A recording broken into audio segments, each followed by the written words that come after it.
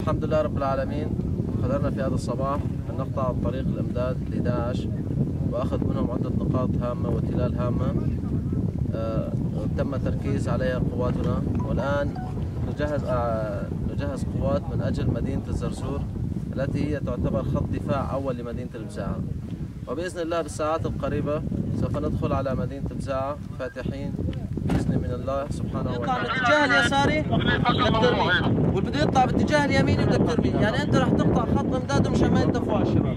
ما بتتقدم ولا متر، بتاخذ البلاط بتركز الرشاشات يمين يسار وسط، تمام؟ بيضرب على المحور اليساري، بيضرب على المحور الأمامي، بيضرب على المحور اليميني، تمام؟